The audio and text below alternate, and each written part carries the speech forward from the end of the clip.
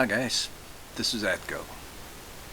What I'm going to do today, going through my game room, I'm going to talk about my antique telephones that I have.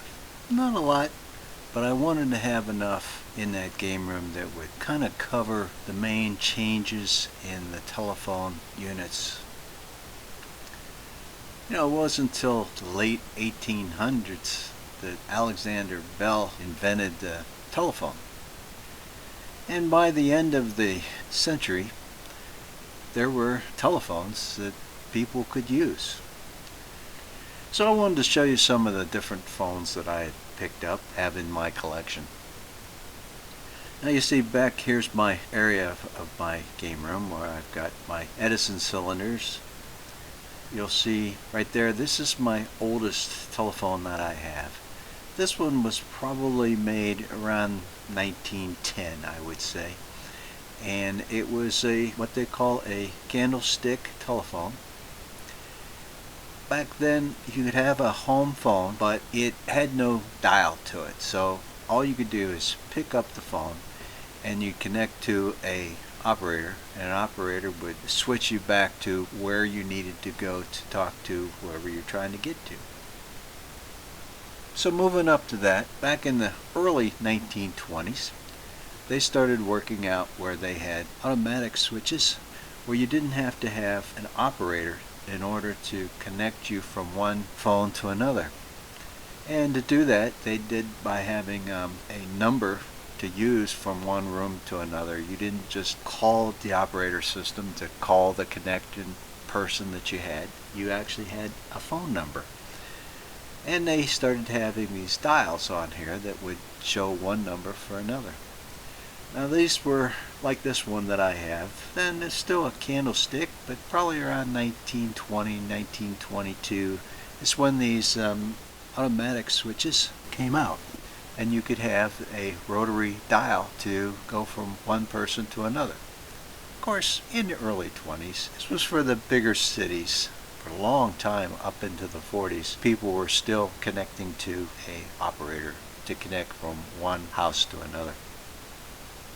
Okay, so that was the most common phones until the early 30s. Had this first desk home phone that you didn't have to have both a receiver and a transmitter as separate pieces. You could hold the handset, as most today's phones are today, that you had the receiver and the transmitter on the same unit. That came out in the early 1930s. Now all of these still had, they called a bell box. If the phone rang to your house, there would be a bell as a separate box from the phone to let you know that you're getting your call. It was all a separate box between the phone itself. Up until the late 1930s, that would have the bell into the same phone, all in one piece. And these came out right about 1940. And those were real popular. And then the last phone I have after that then is from the 500 series. That is basically the same as the prior one, but they had gotten the acoustics a lot better. The quality was a lot better. Still worked similar as a phone, but it just sounds a lot better. Okay, now during that time as well, they had payphones. And this probably really started getting popular around 1920, in the early 20s. A lot of people couldn't have a phone, or at least they didn't available to get to a phone wherever they were at, and all of a sudden in the 30s, 40s, 50s, even 60s, these payphones were all over the place. Just about any drugstore, any grocery store, just down the street they'd have these booths. Pay your 5 cents or 10 cents and make a telephone call. I sure remember those growing up. And this one that I have in my collection, it's a replica, but it looks very, very similar of the rotaries. And this is one that came out from the 1950s. I think around 1963. They came out with the phones that have the push buttons instead of the dial. the rotary dial.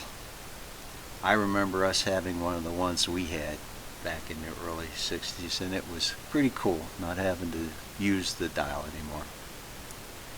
Alright, so they're still basically the phone you have today if you're not using your cell phones.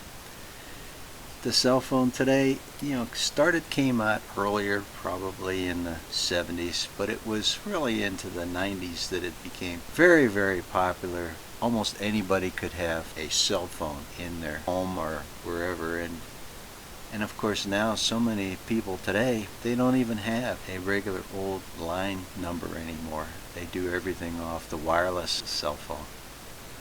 So that's my little history that I have and have in my collection for my antique telephones. Hope you enjoyed that. We'll see you again from something else from my game room. This is Atco, signing off.